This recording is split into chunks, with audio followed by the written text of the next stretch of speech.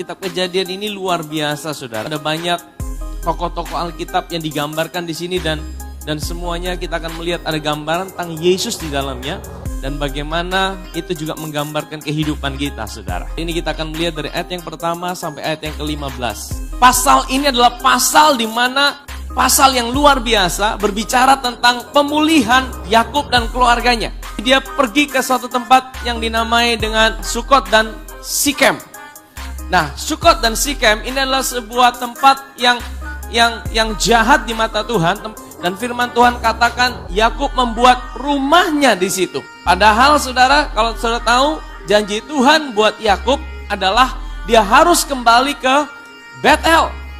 Dia harus kembali ke tempat di mana dia pertama kali berjumpa dengan Tuhan. Waktu dia lari dari kakaknya, dia harus kembali ke situ dulu. Tuhan bilang sama dia, tapi dia lupa sama janji Tuhan. Dia lebih terikat dengan Sukot dan Sikem.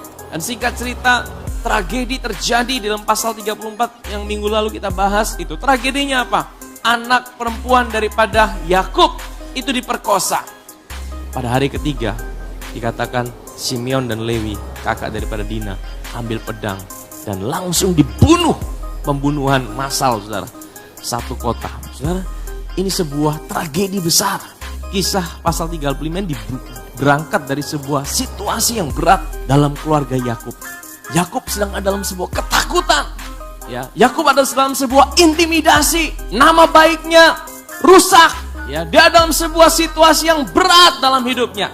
Tapi seringkali dalam hidup ini kita buat keputusan-keputusan yang ceroboh, keputusan yang bodoh dalam hidup ini, sehingga mengakibatkan kita masuk dalam sebuah situasi yang berat dalam hidup ini. Dalam situasi yang membuat kita merasa kita dikejar-kejar orang.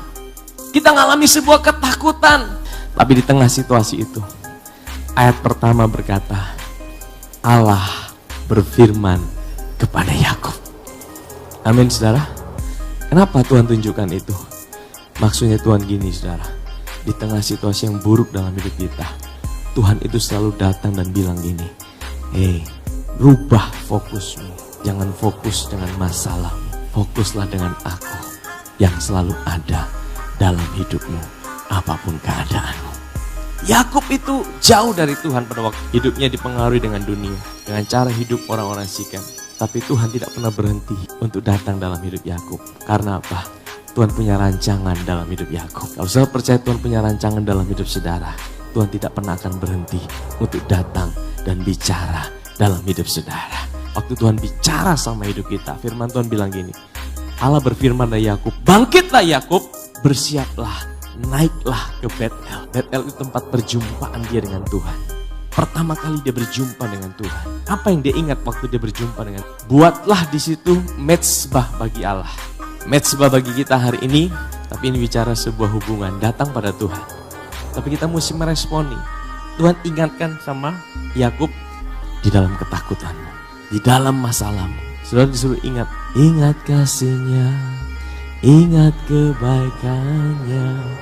Lalu berkatalah Yakub pada seisi rumahnya, jauhkanlah dewa-dewa asing yang ada di tengah-tengah kamu dan tahirkanlah dirimu dan tukarlah pakaianmu. Dewa asing hari ini bagi kita mungkin bukan hanya patung-patung atau jimat-jimat, ya, tapi mungkin segala sesuatu yang lain yang menarik hati kita dari Tuhan, saudara. Ayat 3, marilah kita bersiap dan pergi ke Betel. Aku akan membuat di situ mezbah bagi Allah, Allah yang telah menjawab aku pada masa kesesakanku dan yang telah menyertai aku di jalan yang kutempuh. Makanya Tuhan pertama kali bilang, ingat, aku Tuhan yang berjumpa denganmu pada waktu engkau lari dari Esau. Ingat Tuhan yang mana dalam hidup saudara. Waktu saudara sadar akan Tuhan, Tuhan yang mana yang ada dalam hidup saudara. Yang Tuhan mau engkau ingat adalah Tuhan yang selalu ada bersamaku. Bahkan di saat-saat aku tidak paham sekalipun, Dia ada bersamaku. Itu yang Tuhan mau kita ingat, saudara. Mungkin saudara berkata, itu kan hanya untuk Yakub. Bagaimana dengan kita hari ini? Yakub kan lain. Yakub kan adalah tokoh Alkitab yang luar biasa. Bagaimana dengan janji-janji Tuhan yang ada dalam Alkitab? Apakah itu buat kita? Sebab Kristus adalah apa? Ya, bagi semua janji Allah. Janji Allah di mana? Di dalam Alkitab, saudara. Kalau saudara temukan ada janji Allah dalam Alkitab, baik itu perjanjian lama, baik itu perjanjian baru, itu janji Tuhan, itu adalah ya. Artinya itu juga buat saudara. Karena apa? Karena saudara dan saya ada di dalam Kristus. Kejadian pasal 35. Sesudah itu berangkatlah mereka dan kedahsyatan yang dari Allah meliputi kota-kota sekeliling mereka. Sehingga anak-anak Yakub apa? Tidak dikejar, mereka aman. Ayat yang ke-6, lalu sampailah Yakub ke Luz yang di tanah Kanaan yaitu Betel, ia dan semua orang yang bersama-sama dengan dia. Didirikannya mesbah di situ, dinamai tempat itu El Betel, karena Allah telah menyatakan diri kepadanya lagi di situ sebenarnya. Kenapa mesti diulang? Karena seringkali kita manusia suka lupa. Apa yang sudah ulangi?